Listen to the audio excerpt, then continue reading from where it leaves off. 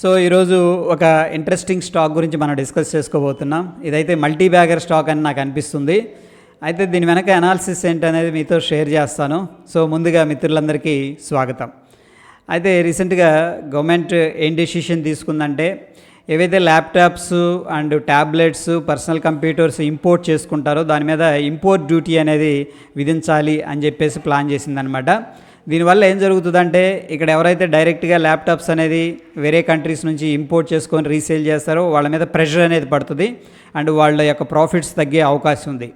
అయితే ఇది ఏం చేస్తుందంటే, దీనివల్ల ఫోర్స్ అనేది జరుగుతుంది. ఆ ఫోర్స్ కొన్ని కంపెనీస్కి బెనిఫిట్ అయ్యే అవకాశం ఉంది. ముఖ్యంగా మనం మాట్లాడుకోవాల్సింది ఏంటంటే డిక్సన్ టెక్నాలజీస్. ఎందుకంటే వీళ్ళు ఆల్రెడీ ఇండియాలో ఈ యొక్క మ్యానుఫ్యాక్చరింగ్ అనేది చేస్తున్నారు. స్మార్ట్ ఫోన్ స్క్రీన్స్ కానీ, LED screens, TV LED screens కానీ, అండ్ హౌస్ హోల్డింగ్స్ కానీ, ఇవన్నీ అసెంబుల్ చేయడం, మ్యానుఫ్యాక్చరింగ్ చేయడం పెద్ద యూనిట్ అనేది ఉందన్నమాట. వీళ్ళు ఎక్స్పాండ్ అవుతున్నారు కూడా. ఓవరాల్గా వీళ్ళ యొక్క క్యాపిటల్ అనేది మనం చూసుకున్నట్టయితే 27,500 crores ఉంది అప్రాక్సిమేట్గా. వీళ్ళకి కాంపిటీటర్స్ ఉన్నారు లైక్ బీపీఎల్ కానీ అండ్ ఎంఐసిఆర్ ఎలక్ట్రానిక్స్. బట్ వీళ్ళ క్యాపిటల్ చాలా తక్కువ. మార్కెట్ క్యాపిటల్ చూసుకుంటే 250 కోట్లు 300 కోట్లు మాత్రమే ఉంది. సో వీళ్ళకి చాలా పెద్ద బిజినెస్ అనేది కూడా రావడం జరుగుతుంది. అండ్ మంచి మంచి కంపెనీలతో కొలాబరేట్ అయిపోయారు ఆల్రెడీ. వాళ్ళకి ఏంటంటే వీళ్ళు సప్లై చేయడం కూడా జరుగుతుంది అనమాట, అసెంబుల్ చేసి కానీ మ్యానుఫ్యాక్చరింగ్ చేసి కానీ.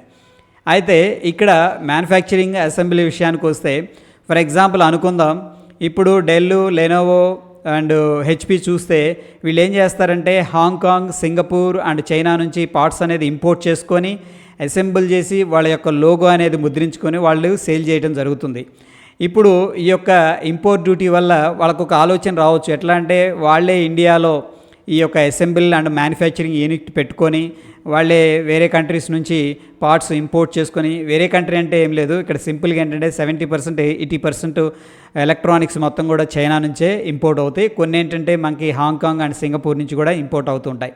సో ఎనీహౌ అక్కడ నుంచి ఇంపోర్ట్ చేసుకొని వీళ్ళే ఏంటంటే మ్యానుఫ్యాక్చరింగ్ చేయటం, అసెంబుల్ చేయటం, దాని తర్వాత రీసేల్ చేయటం అనేది చేసుకోవచ్చు అనమాట.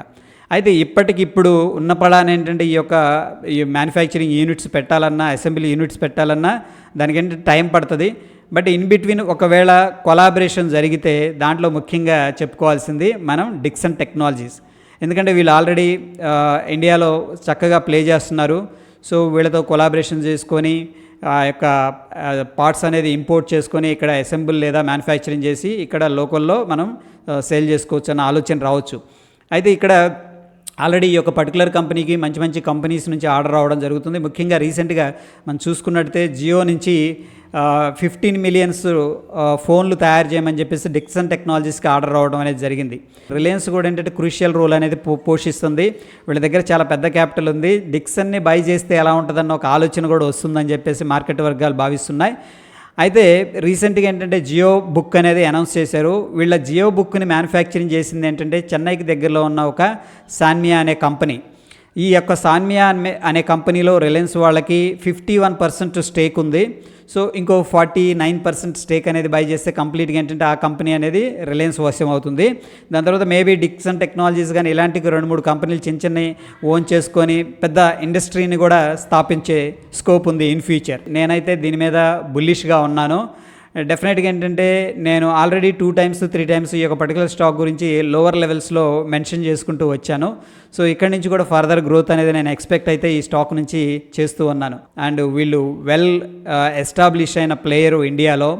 అండ్ ఈ యొక్క లోకల్ మ్యానుఫ్యాక్చరింగ్ విషయానికి వస్తే వీళ్ళకి ఏంటంటే స్ట్రాంగ్ నెట్వర్క్ అనేది ఉంది, వివిధ కంపెనీలతో కొలాబరేషన్ ఉంది. కాబట్టి ఈ యొక్క పర్టికులర్ స్టాక్ మీద నేనైతే ప్రస్తుతం పాజిటివ్గా ఉన్నాను. అండ్ మోరోవర్ మీ యొక్క ఒపీనియన్ ఈ స్టాక్ గురించి కింద కామెంట్ రూపంలో తెలియజేయండి. అండ్ మోరోవర్ ఈ వీడియో మీకు నచ్చింది, హెల్ప్ఫుల్ అయింది అంటే డెఫినెట్గా లైక్ చేయండి. మరొక ఎపిసోడ్లో మళ్ళీ కలుసుకుందాం ఫ్రెండ్స్. Stay tune. ధన్యవాదాలు.